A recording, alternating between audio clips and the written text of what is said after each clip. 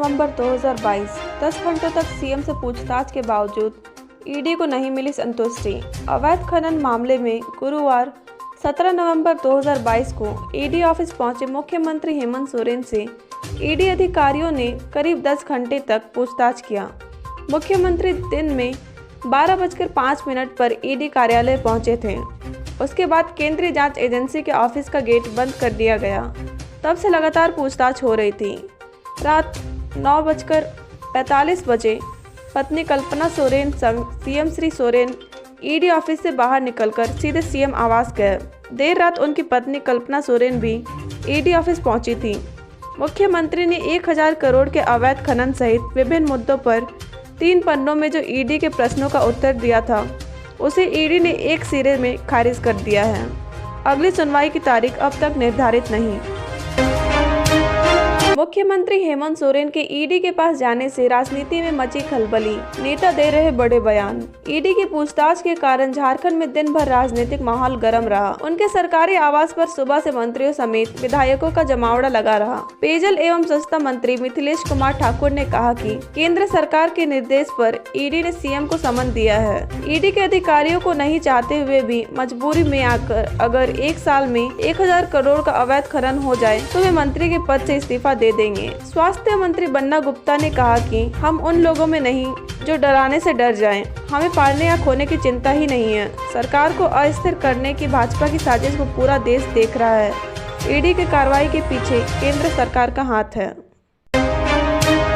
झारखंड के सीएम हेमंत सोरेन ने ईडी को लिखा था पत्र। यह पत्र लेकर वे कल गुरुवार को ईडी ऑफिस पहुंचे। इस पत्र में उन्होंने लिखा है कि 29 दिसंबर 2019 को कार्यभार संभालने के बाद से पत्थर खनन से प्राप्त होने वाली रॉयल्टी में वृद्धि हुई है। 2 वर्षों में कुल 750 करोड़ रुपए रॉयल्टी मिली है। झारखंड में 48 नगर निकाय चुनाव को लेकर राज्य निर्वाचन आयोग ने की अधिसूचना जारी। इसके तहत 19 नगर पंचायत के अध्यक्ष का आरक्षण रोस्टर जारी हुआ है। इधर अधिसूचना जारी होने के साथ राज्य में शहर की सरकार बनने को लेकर सरगर्मी बढ़ने लगी है। दक्षिण छोटा नागपुर प्रमंडल के तहत रांची जिला के बुंडू नगर पंचायत अनुसूचित जनजाति एसटी महिलाओं के लिए आरक्षित हुआ है। वहीं खूंटी नगर पंचायत एसटी अन्य के लिए आरक्षित हुआ। सरायकेला नगर पंचायत महिला एसटी, पूर्व सिंहभूम की चाकुलिया नगर पंचायत एसटी अन्य के लिए आरक्षित हुआ है।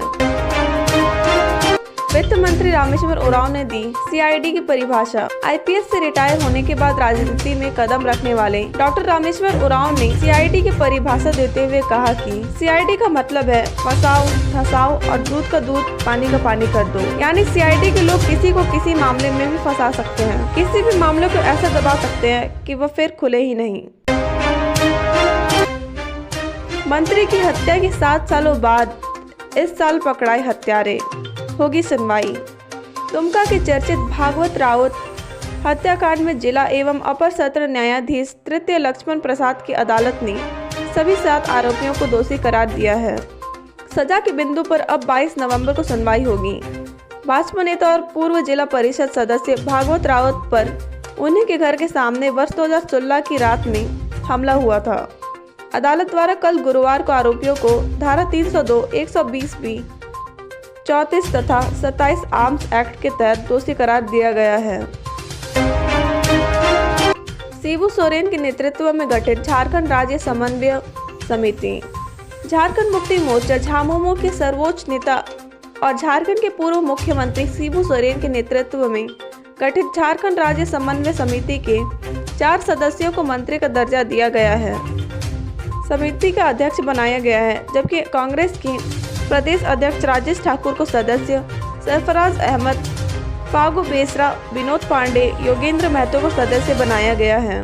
इस समिति में हेमंत सोरेन सरकार में कैबिनेट मंत्री आलमगीर आलम, सत्यानंद भोक्ता को विशेष आमंत्रित सदस्य के रूप में शामिल किया गया है, जबकि बंधु तिर्की को आमंत्रित सदस्य बनाया गया है।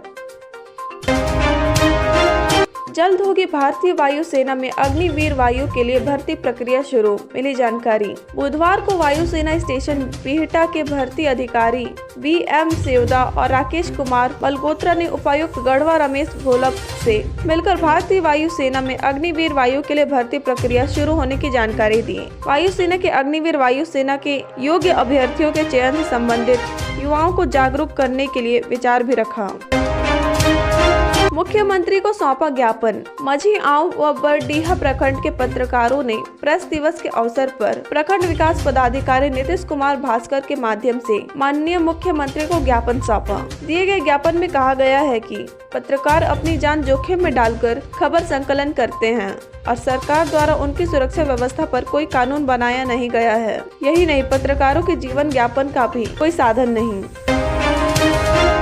राज्य में खेलो झारखंड अभियान का बुरा हाल, बच्चों के पास कोई सुविधा नहीं। प्राइमरी से हाई स्कूल तक कुल 14,387 विद्यालय हैं। इनमें 88% स्कूलों में खेल के मैदान नहीं हैं, यानी मात्र 12% विद्यालयों में ही ग्राउंड है। इसी तरह 14,387 स्कूलों में से मात्र 2% में खेल के शिक्षक हैं। खेलो इंडिया की तर्ज पर राज्य में खेलो झारखंड की तैयारी चल रही है, पर वर्तमान हालत में बच्चे कैसे तैयारी करेंगे।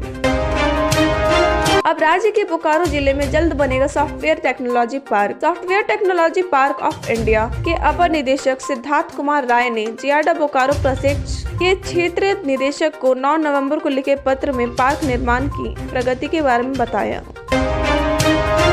All India football federation AIFF ने झारखंड रेफरी बोर्ड को मान्यता दी। लगभग 7 वर्ष के बाद राज्य में रेफरी बोर्ड को नई जीवनी मिली है। इसे झारखंड के विभिन्न जिलों की कुल 1500 रेफरियों के लिए आगे का रास्ता भी खुल गया है। अब उनको AIFF के रेफरी कार्यक्रम व रेफरी परीक्षा में बैठने का मौका मिलेगा। धन्यवाद। तो इसी के साथ आज के समाचार यहीं पर समाप्त होता है। खबरें पाते रहने के लिए टुडे झारखंड चैनल के साथ बने रहें और हमारे चैनल को फॉलो करते रहें, जिसके लिए आपको क्या करना होगा, अभी सब्सक्राइब बटन पर क्लिक करें। So like, share and subscribe.